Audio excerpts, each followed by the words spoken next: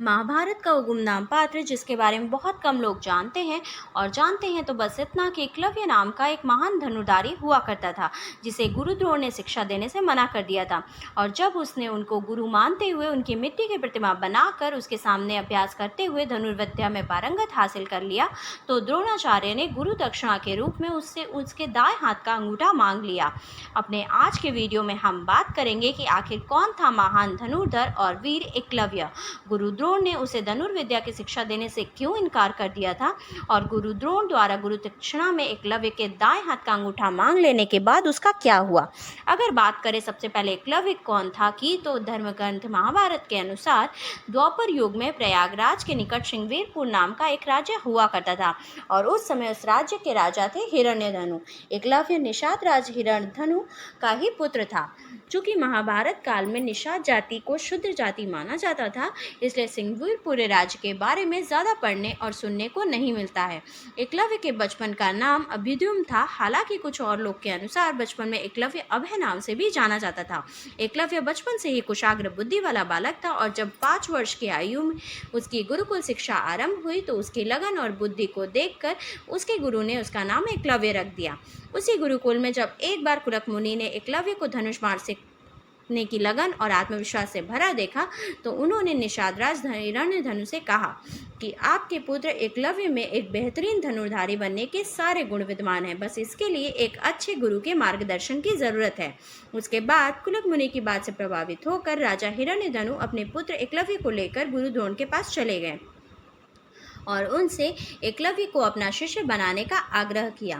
उधर एकलव्य भी गुरु द्रोणाचार्य को अपना गुरु मान चुका था, लेकिन गुरु द्रोण ने यह कहते हुए शिक्षा देने से इनकार कर दिया कि वो इस समय राजपूतों के अलावा किसी और को शिक्षा नहीं दे सकते। गुरु द्रोण की बात सुनकर एकलव्य और उसके पिता निराश हो गए और वहाँ से लौट आए, परंतु एकलव्य गुरु द्रोणाचार्य को ही अपना गुरु मान चुका था और वह ये भी जानता था कि धनुर्विद्या उसे उनसे बेहतर कोई और नहीं सिखा सकता। फिर उसने वही गुरु द्रोणाचार्य के आश्रम से सटे हुए वन में गुरु द्रोण की मिट्टी की प्रतिमा बनाई और उसी को अपना गुरु मानकर नित्य धनुर्विद्या का अभ्यास करने लगा। इस तरह से जब कई महीने बीत गए तो एक दिन जब गुरु द्रोण कौरव और पांडवों को धनुर्विद्या की शिक्षा दे रहे थे तभी अचानक से एक कुत्ते के भौंकने की आवाज आई, जिसकी वजह से सभी का ध्यान भंग हो गया। परंतु कुछ समय के बाद कुत्ते के भौंकने की आवाज अचानक से बंद हो गई, जिससे गुरु द्रोण सहित सभी कौरव और पांडव हैरान रह गए। फिर वे उसी ओर दौड़ पड़े जिधर से कुत्ते के भौंकने की आवाज़ आई थी। वहां पहुंचकर उन सभी ने देखा कि किसी ने कुत्ते के मुंह को बाड़ों से भर दिया है, लेकिन कुत्ते को किसी भी प्रकार की हानि नहीं हुई। ये देखकर सभी हक्के बक्के रह गए। फिर गुरु द्रोणाचार्य ने जोर से कहा कि ये किसने किया है। तब एकलव्य उनके पास आया और प्रणाम करते हुए बोला, गुरुदेव, आपकी कृपा से मैंने इस कुत्ते का ये हाल किया है। एकलव्य के मुँह से ऐसी बात सुनकर गुरु द्रोण ने उससे पूछा, बालक, तुम कौन हो और मैं तुम्हारा गुरु कैसे हुआ। तब वह बोला कि गुरुदेव, मैं वही एकलव्य हूँ जो अपने पिता निषादराज हिरण्यधनु के साथ आपसे शिक्षा ग्रहण करने आया था, परंतु आपने शिक्षा देने से मना कर दिया था, लेकिन मैंने हार नहीं मानी और आपकी प्रतिमा के सामने नित्य धनुर्विद्या का अभ्यास करने लगा और उसका परिणाम आपके सामने है। एकलव्य की बातें सुनकर गुरु द्रोण की आंखों में आंसू आ गए और अपने मन में वे कहने लगे कि उन्होंने एकलव्य को शिष्य ना बनाकर बहुत बड़ी गलती की है। फिर वो एकलव्य को अपने सीने से लगाने के लिए जैसे ही आगे बढ़े वैसे ही कुछ पग चलने के बाद उन्हें अर्जुन को दिए हुए अपने वचन की याद आई। उन्होंने अर्जुन को वचन दिया था कि वह उसे दुनिया का सर्वश्रेष्ठ धनुर्धर बनाएंगे। वचन ध्यान आते वो वहीं रुक गए और एकलव्य से बोले, चलो चलकर मुझे मेरी प्रतिमा दिखाओ।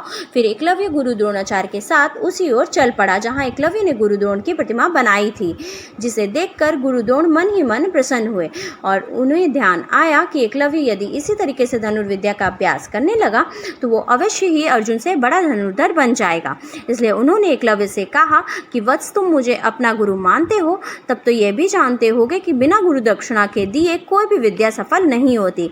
इसलिए मैं चाहता हूँ कि तुम मुझे गुरु दक्षिणा दो, क्योंकि आज से मैंने तुम्हें अपना शिष्य बना लिया है। गुरु द्रोण के मुख से ऐसी बात सुनकर एकलव्य बहुत ही प्रसन्न हुआ और बोला, गुरुदेव, मैं धन्य हो गया जो आपने मुझे अपना शिष्य माना है। बताइए, आपको गुरु दक्षिणा में मुझसे क्या चाहिए। चाहिए। तब गुरु द्रोणाचार्य बोले, वत्स, गुरु दक्षिणा में मुझे तुम्हारे दाएं हाथ का अंगूठा चाहिए। गुरु द्रोण की बातें सुनकर एकलव्य पहले तो हैरान रह गया, लेकिन उसने उसी क्षण अपने अंगूठे को चाकू से काटकर गुरु द्रोण के चरणों में समर्पित कर दिया। यह देख गुरु द्रोणाचार्य की आंखों से आंसू निकल आए। फिर कुछ देर बाद वे एकलव्य से बोले,